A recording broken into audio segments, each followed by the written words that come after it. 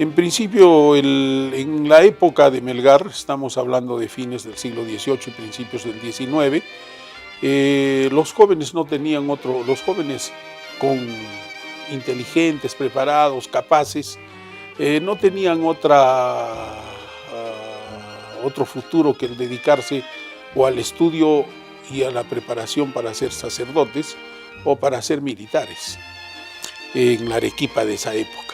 Entonces el padre de Melgar, que fue padre de 20 hijos, Melgar tuvo 19 hermanos, vio que desde niño este muchachito tenía un intelecto fuera de serie. Entonces, seguramente por la modestia de sus recursos económicos para mantener una familia tan grande, el padre de Melgar lo induce a que estudie, a que tenga una capellanía, lo hace postular a Melgar para que opte por una capellanía, que era un beneficio religioso que solo se podían dar a los tonsurados, es decir, a clérigos o personas en pos de ser clérigos. Entonces, y que daban comodidades económicas, ventajas económicas. Entonces, hizo que su hijo a los 7 años de edad postulase a una capellanía en Majes. En realidad nunca llegó a obtener la capellanía. El padre siempre quiso resolver en parte sus problemas económicos, haciendo que este niño de preclara inteligencia pudiese ser clérigo con el objeto de tener estas ventajas económicas. El niño a los 7 años no tenía una vocación definida que quería hacer, pero comienza a estudiar en el en el convento de los padres franciscanos. Ojo, entonces todavía no existía el Colegio San Francisco. El Colegio San Francisco se crea en Arequipa mucho después de que muere Melgar. Pero en la época los niños y las niñas eran educadas según el deseo de sus familias en los conventos de monjas, las mujeres, y de monjes, los sacerdotes, los varones. Melgar fue llevado al convento franciscano, donde estudió por más o menos 10 años, casi el equivalente a una primaria y secundaria de nuestra época, en vista de la cercanía a su casa.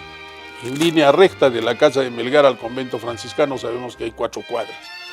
Entonces, cuando Melgar ya mayor, hablábamos de 16, 17 años, ingresa al seminario de San Jerónimo, también era un poco por la influencia del padre y por que se quería obtener esa capellanía el padre para su hijo, en parte por vocación de Melgar, pero no tanto vocación religiosa. Yo creo que Melgar nunca tuvo la vocación religiosa, sin dejar por eso de ser católico. Era un católico practicante y convicto y confeso.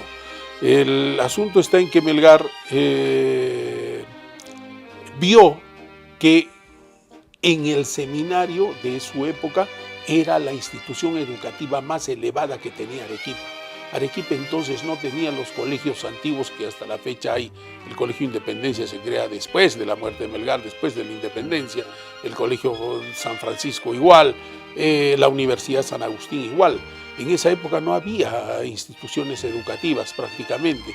Entonces, un joven del intelecto de Melgar, si quería cultivar su capacidad intelectual, tenía que optar por el seminario. Y es por eso que Melgar, yo creo, ya joven, sigue manteniendo su vocación por el estudio y ve por conveniente seguir siendo seminarista, justamente para seguir estudiando y tener acceso a los mejores profesores, a la mejor biblioteca que había no solo en Arequipa, tal vez en América. Esta biblioteca del Seminario San Jerónimo de la época de Melgar fue importantísima. ¿Por qué? Porque años antes de que Melgar fuese seminarista, se nombró como obispo de Arequipa a Pedro José Chávez de la Rosa Galván Llamado, uno de los obispos más preclaros que ha tenido la historia eclesiástica de Arequipa. Este obispo Chávez de la Rosa, gaditano, trajo desde su ciudad natal su biblioteca en más de 120 cajas. Las trajo por barco y las donó al Seminario San Jerónimo de su obispado y reformó el Seminario San Jerónimo, haciendo del Seminario San Jerónimo un gran centro educativo.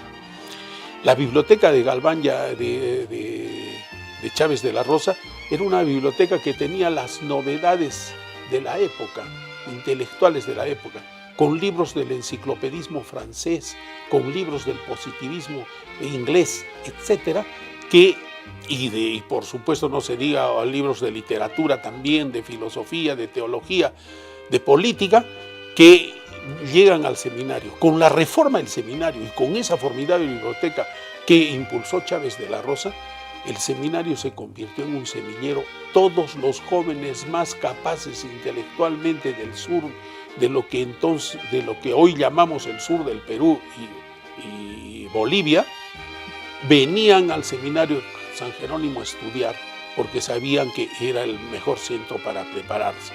Entonces, es por eso que el Seminario San Jerónimo se convirtió en un semillero de grandes intelectos de la época. Mariano Melgar, Mariano José de Arce, José María Corbacho, Benito Lazo, es decir, grandes clérigos y grandes hombres que después brillaron en los principios de la República, salieron del Seminario San Jerónimo.